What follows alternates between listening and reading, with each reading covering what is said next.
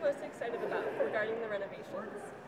Well, what I'm most excited about is that the chapel, which is our center point of our faith community here at the university, it's kind of an icon of the university. We use it on our letterhead. We use it in many different places.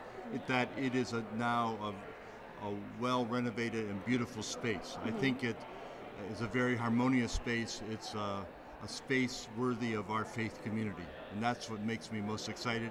I think with the renovations we've done and the hard work to redo a lot of the floor and the heating and air conditioning will provide the university for a number of years a very beautiful space to worship. So how do you hope that the chapel renovations will impact the faith lives of members of the UD community? Well, I hope it'll give us a place to gather for prayer like we did this morning for the faculty and staff prayer service. I also hope it'll be a place where people can come and pray quietly and privately. There's 4 spaces in the chapel where a person can come and sit quietly, and we've already found that. The chapel's been open just since Sunday, and if you walk in here any day, you'll already find people sitting in the devotional spaces and praying. So I hope it provides us a place where we can express our faith well. So what changes to the chapel do you think will have the biggest impact on students? That's a good question. I think the biggest impact will be to have a beautiful place to worship. I think our students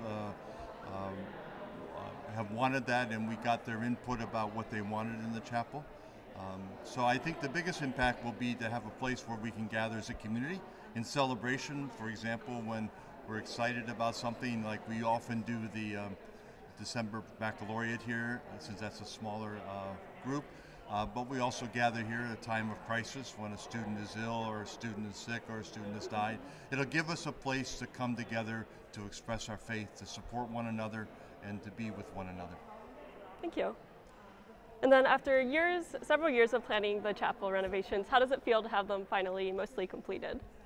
Well, I'm very happy that it's completed, and I think